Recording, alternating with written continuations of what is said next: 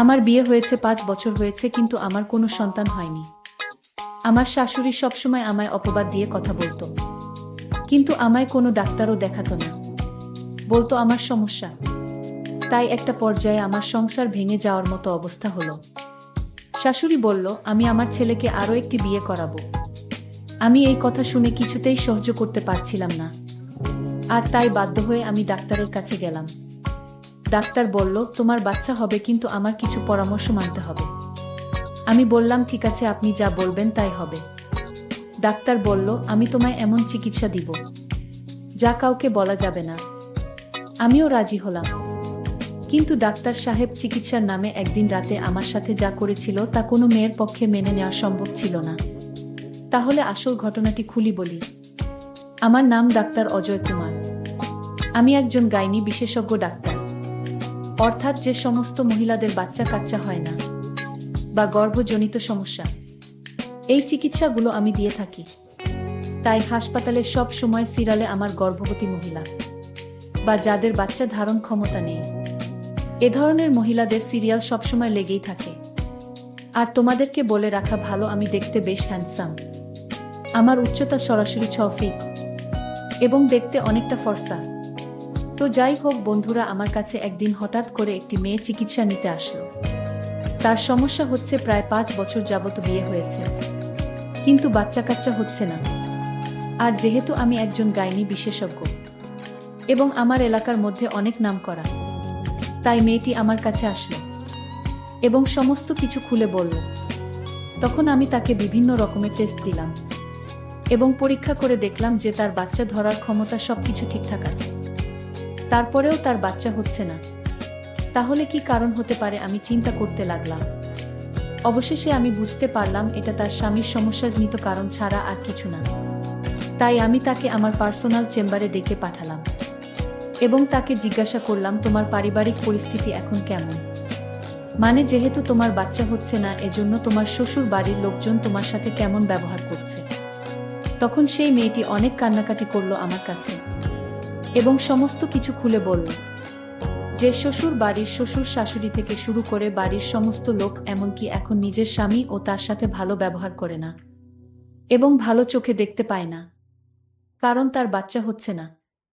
অর্থাৎ তার সমস্ত দুর্বল পয়েন্টগুলো আমি শুনে নিলাম।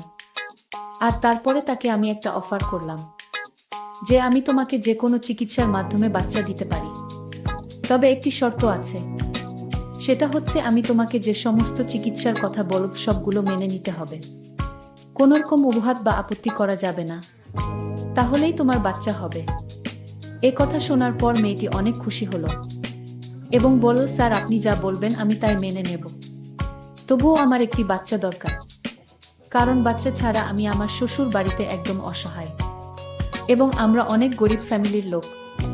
যদি তারা আমাকে ছেড়ে দেয় তাহলে আমার বাবা অনেক বিপদে পড়ে যাবে। তাই আপনি যেভাবেই হোক আমাকে এই সমস্যা থেকে উদ্ধার করেন। যখন মেয়েটি এই কথাগুলো বলল, আমি ভাবলাম এখন আমি তাকে যা বলি তাই মানবে। আমি বললাম দেখো তুমি কিছু মনে করো না, আসলে তোমার মধ্যে কোনো সমস্যা আমি দেখতে পাইনি। মেইন সমস্যা তোমার স্বামীর মধ্যে হতে পারে, কিন্তু তুমি যদি এই কথা তোমার স্বামীকে গিয়ে বল, তোমার স্বামী কখনো বিশ্বাস করবে না এবং তোমাকে উল্টো বকাবকি করবে এবং তালাক দিয়ে দিবে, কারণ তোমার সব কিছু ঠিকঠাক আছে। এ কথা শোনার পর মেয়েটি প্রথমে একটু ধুম ধরে চিন্তা করল, তারপর বলল আচ্ছা স্যার ঠিক আছে, আপনি যে চিকিৎসা দিবেন সেই চিকিৎসা আমি মেনে নিব, কিন্তু আমার বাচ্চা অবশ্যই চাই। আমি বললাম আমি তোমাকে যে চিকিৎসাটা করব সেটা কাউকে বলা যাবে না। মেয়েটি বলল ঠিক আছে স্যার, আমি কাউকে বলবো না। আমি বললাম আমি তোমাকে চিকিৎসা দেওয়ার পর যদি তোমার বাচ্চা না হয়, যদি বাচ্চা না হয় তাহলে আমি বুঝবো। ডাক্তারের কথা শুনে আমি অনেক আস্থা পেলাম। কত ডাক্তার কবিরাজ দেখিয়েছি, তাও সন্তান হলো না, আর আপনার চিকিৎসার মাধ্যমে আমি মা হতে পারবো, এটা ভেবে আমার অনেক খুশি মনে হলো। তারপর আমার সঙ্গে বোঝাপড়া করবে। তাহলে তুমি যদি রাজি থাকো দেরি না করে আমি তোমার চিকিৎসা শুরু করে দিতে পারি। তখন মেয়েটি বলল যে স্যার আপনি এখনই করতে পারেন চিকিৎসা। আমি বললাম আমি তোমাকে যে চিকিৎসা করব সেটা এখানে সম্ভব না। তাহলে কোথায় সম্ভব? আপনার যেখানে সম্ভব সেইখানেই আমার চিকিৎসা করুন স্যার। স্যার, চিকিৎসার খরচ সম্পর্কে আপনার চিন্তা করতে হবে। আমার বাবার বাড়ি থেকে দেওয়া গয়নাগুলো আমি বিক্রি করে দেব। ডাক্তার বলল, আরে আমি তোমার চিকিৎসা করব, এটাতে তোমার খরচ তেমন হবে না। খরচ হবে না বললেই চলে। আমি বললাম, ডাক্তার সাহেব, আপনি অনেক দয়ালু মানুষ।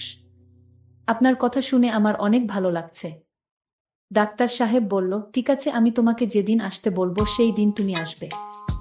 আর হ্যাঁ, আমার এই চেম্বারে চিকিৎসা করা যাবে না, তুমি আমার বাসার চেম্বারে আসতে হবে। আমি ডাক্তারের কথা শুনে বললাম, ঠিক আছে স্যার, আপনি যেখানে বলবেন আমি সেই জায়গায় গিয়ে আমি চিকিৎসা নিব। ডাক্তার আরও একটি কথা আমায় জানিয়ে দিলেন। তিনি বললেন যে যেদিন আমি চিকিৎসা নিব সেদিন যেন আমি একা আসি, আমার সঙ্গে অন্য কেউ আসতে পারবে না। আমি এই কথাটা শুনে কিছুটা আশ্চর্য হলাম। আমি তখন একটু চিন্তায় পড়ে গেলাম। মনে মনে ভাবলাম, চিন্তা করলে হবে না, আমার চিকিৎসার মাধ্যমে বাচ্চা চাই। আমি বললাম, স্যার, আমি কোনোদিন আসব। ডাক্তার বলল, তোমার ফোন নাম্বারটি দিয়ে যাও, আমি তোমাকে যেদিন কল করব ঠিক সেই দিন তুমি বাসার চেম্বারে চলে আসবে। ডাক্তার বলল, আমার একটি কার্ড নিয়ে যাও, এই কার্ডে আমার বাসার ঠিকানা দেওয়া আছে, আমি যেদিন তোমায় ফোন করব ঠিক সেই দিন চলে আসবে। আমি বললাম, ঠিক আছে স্যার। আমি বাড়িতে ফিরে আসলাম। এসে দেখি আমার স্বামী ঘরে মন খারাপ করে শুয়ে আছে। আমার স্বামী আমায় জিজ্ঞেস করলো, কোথায় গিয়েছিলে তুমি? আমি বললাম, আমি একটু বাপের বাড়ি গেছিলাম, আব্বার শরীরটা তেমন ভালো ছিল না তাই। আমার স্বামী বলল, আমার কাছ থেকে অনুমতি নেওয়ার প্রয়োজন ছিল না। আমি তাকে বললাম, দেখো, আমি তোমার নাম্বারে ফোন দিয়েছিলাম, তখন তোমার ফোন বন্ধ ছিল, আর তাছাড়া তুমি বাড়িতে ছিলে না, আর তাই বাবার অসুস্থতার কথা চিন্তা করে চলে গেছিলাম। আমার স্বামী বলল, আমি মানছি আমি বাড়িতে ছিলাম না, আমার মা তো ছিল, মায়ের কাছে বলে যেতে পারতে। আমি তখন বললাম, মা তো শুধু আমায় বকাশকা করে আমাকে দেখতে পারে না, সবসময় কুটা দিয়ে কথা বলে আমি নাকি এ বাড়িতে পোড়া কপাল নিয়ে এসেছি, আমার সন্তান হয় না। এটা কি আমার দোষ? আল্লাহ যদি না দেন তাহলে আমাদের কোনো হাত আছে? আপনার মায়ের কথা আমার আর সহ্য হয় না। আমি কত অপমান সহ্য করে তোমার বাড়িতে আছি, আমি এতে কিছু মনে করি না, আমি আম্মার কথায় কিছু মনে করি না। আমি ভাবি যে এরকম সবার বেলায় হতে পারে। আমার স্বামী বলল, তাই বলে কি আমার মায়ের কাছে বলে যাবে না? আমি বললাম, ঠিক আছে, এইবার আমার ভুল হয়ে গেছে, আমি এখন থেকে কোথাও গেলে আমি আপনাকে না পেলে মাকে বলে যাব। আমি জানি এখন আমার স্বামীর কাছে ভুল স্বীকার না করলে সে সারাক্ষণ বকবক করবে, এর চাইতে ভুল স্বীকার করলেই তার কাছে আমি ভালো। আর তার কাছে ভালো থাকার জন্য আমি মাথাটা নিচু করে দিলাম। আমার স্বামী তখন আমায় আদেশ করে বলল, আর কোনোদিন তার অনুমতি ছাড়া যেন বাড়ির বাহিরে না যাই। আমি বললাম, ঠিক আছে, আমি আপনার অনুমতি ছাড়া বাড়ির বাহিরে যাব না। এরপর দিন ডাক্তার সাহেব রাত 8টার দিকে আমায় ফোন দিল আর বলল, তুমি আজ আমার বাসার চেম্বারে আসো, আজ তুমি আমার সাথে দেখা করো, আজ তোমাকে সঠিক চিকিৎসা দিব। আমি বললাম, ডাক্তার সাহেব, এখন তো রাত হয়ে গেছে, দিনে আসলে হয় না। ডাক্তার সাহেব তখন আমায় ধমক দিয়ে বলল, তুমি কি আমারে অন্যদের মতো মনে করো? আমি একজন ডাক্তার, আমি সারাদিন বিজি থাকি, আমার প্রতিদিন হাজার হাজার রোগী দেখতে হয়, কিন্তু তোমার রোগটা একটু ভিন্ন, তাই তোমাকে আমার বাসার চেম্বারে আসতে বললাম। তুমি মনে করছো আমি দিনে ফ্রি থাকি? আমার রাতে ছাড়া আর সময় নাই। যদি চিকিৎসা নিতে চাও তাহলে আজ চলে এসো, আমার মতো এরকম ডাক্তার আর পাবে না। আমি ডাক্তারকে বললাম, ডাক্তার সাহেব, আমি আসছি। এখন আমি চিন্তা করতে লাগলাম বাড়ি থেকে কিভাবে বের হব, কারণ আমি যদি রাতে ঘর থেকে বের হই তাহলে আমার স্বামী আমাকে সন্দেহ করবে, আর তাই আমি এখন কি বলে ঘর থেকে বের হই? মাত্র 2 দিন আগে আমি আমার স্বামীর সাথে মিথ্যা কথা বলে ঘর থেকে বের হলাম, আজ যদি জানতে পারে আমি আবার না বলে ঘর থেকে বাহিরে গেছি তাহলে আমার সমস্যা হবে। আমি এক মহাচিন্তায় পড়ে গেলাম। অন্যদিকে ডাক্তার আমার জন্য অপেক্ষায় আছে। আমি এখন কি করব? আমি সিদ্ধান্ত নিলাম, আমার আজ যে করে হোক আমার ডাক্তারের কাছে যেতে হবে আর চিকিৎসাটা নিতে হবে। আমি আমার শাশুড়ি মাকে মিথ্যা বললাম, মা, আমি কিছুক্ষণের জন্য আমার বাপের বাড়ি যাব, আমার বাবা খুব অসুস্থ, আমার এখনই চলে যেতে হবে। আমার স্বামী ঘরে ছিল না। আমি আমার স্বামীকে ফোন দিয়ে বললাম, আমার এখন বাপের বাড়ি যেতে হবে, কারণ আমার বাবা খুব অসুস্থ। আমার স্বামী বলল, ঠিক আছে, চলে যাও। আমি তাড়াতাড়ি বোকরা পরে আমি রেডি হয়ে বাড়ি থেকে রওনা দিলাম। আমার শাশুড়ি মা আমার কথার কোনো উত্তর দিল না। আমি কোনো কিছু চিন্তা না করে ডাক্তারের বাড়ি উদ্দেশ্য করে রওনা দিলাম। এই মুহূর্তে ডাক্তার সাহেবের ফোন আসলো। আমি ফোনটা রিসিভ করতেই ডাক্তার বলল, তুমি আসবে আজ? যদি না আসো আমি আর কোনোদিন আমি তোমার চিকিৎসা দিতে পারবো না। আমিও দিব না। আমি ডাক্তার সাহেবকে বললাম, আমি রাস্তায় আছি, আমি আসতেছি, আপনি কিছুক্ষণ ওয়েট করেন, আমি আসতেছি। ডাক্তার বলল, ঠিক আছে। ডাক্তার সাহেব তখন চিন্তায় পড়ে গেলেন। ডাক্তার সাহেব বললেন, আজ আমি আমার স্ত্রীকে বলবো আমার একজন জটিল রোগী আমার সাথে দেখা করতে আসছে, আর তাই আমার চিকিৎসা দিতে হবে। আমার স্ত্রী জিজ্ঞেস করল, মেয়ে না ছেলে? আমি বললাম, মেয়ে। আমি মনে মনে সিদ্ধান্ত নিলাম, আজ ডাক্তারের আসল রহস্য জানতে পারবো। আমার স্ত্রী বলল, তাহলে তুমি তাকে চিকিৎসা কি বাসায় করবে?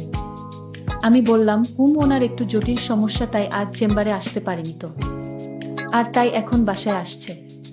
ঠিক আছে, তোমার রোগীর চিকিৎসা করো। এর আগে আরো 5 জন মেয়ে তোমার বাসায় আসছে চিকিৎসার জন্য। আমি বুঝলাম না রাতে আসে কেন। আমি আজ দেখব আমার স্বামী কি চিকিৎসা দেয়।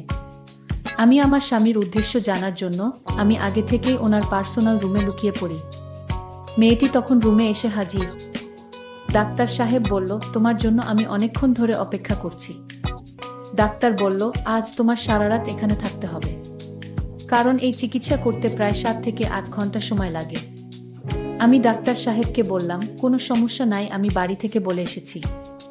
ডাক্তার বলল, তাহলে তো কোনো সমস্যা নাই। আচ্ছা, আজ যে চিকিৎসাটা আমি তোমায় দিব তুমি কিন্তু কাউকে বলতে পারবা না। ঠিক আছে ডক্টর সাহেব, আমি কাউকে বলবো না, আপনি আমার চিকিৎসা শুরু করতে পারেন। ডাক্তার বলল, ঠিক আছে, তুমি বেডে শুয়ে পড়ো, কোনো নড়াচড়া করবে না। আমি বললাম, ঠিক আছে ডাক্তার, আমি বেডে শুয়ে পড়ছি। তখন আমি লক্ষ্য করলাম ডাক্তার সাহেব লাইট বন্ধ করে দিল। আমি বললাম, ডাক্তার সাহেব লাইট বন্ধ করলেন কেন? ডাক্তার সাহেব বলল, আমি তোমায় এখন যে চিকিৎসা দিব সেটা অন্ধকারে দিতে হয়। আমি বললাম, না ডাক্তার সাহেব, আমার খুব ভয় করছে, আমার সাথে কেউ আসেনি, আমি একা আপনার রুমে, আমার খুব ভয় করছে। ডাক্তার বলল, ভয়ের কিছু নাই, চিকিৎসা নিতে হলে ভয় করলে চলবে। ডাক্তার সাহেব যখন আমার বেডে আসলো, ঠিক তখনই লাইটটা জ্বলে উঠল।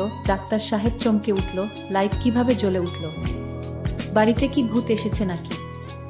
আমার প্ল্যানটাই নষ্ট করে দিল। তখন আমার স্ত্রী বলল, হ্যাঁ, বাড়িতে ভূত এসেছে, এই যে দেখতে পাচ্ছ, আমিই তো ভূত।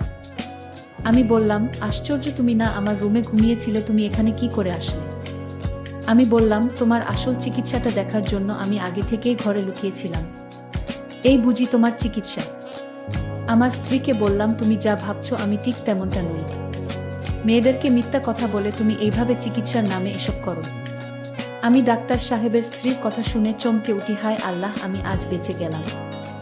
আমি ডাক্তার সাহেবের উদ্দেশ্য বুঝতে পারিনি। তার বাহিরের চেহারাটা অনেক সুন্দর, কিন্তু ভিতরের দৃশ্যটা যে এত নোংরা আমি জানতাম না। আজ হয়তো আমি ডাক্তার সাহেবের স্ত্রীর জন্য বেঁচে গেলাম। ডাক্তার সাহেবের স্ত্রী আমাকে বলল, এই মেয়ে তোমার বাড়ি কই? আর তোমার মা বাবা স্বামী কেহ নাই? তোমার মাথায় কি সমস্যা আছে নাকি এই এত রাতে কেউ একা একা চিকিৎসা নিতে বের হয়? আমি তখন কেঁদে বললাম, দেখুন, আমার স্বামী আমারে কোনোদিন ডাক্তার দেখায় না, সে নিজেও ডাক্তার দেখায় না। ডাক্তার সাহেবের স্ত্রী বলল, আচ্ছা, আমার স্বামী তোমার রিপোর্ট দেখেছে? আমি বললাম, হে, আমার কোনো সমস্যা নেই, রিপোর্ট ভালো। তোমার সমস্যা নাই, তাহলে তুমি চিকিৎসা নিতে আসলে কেন?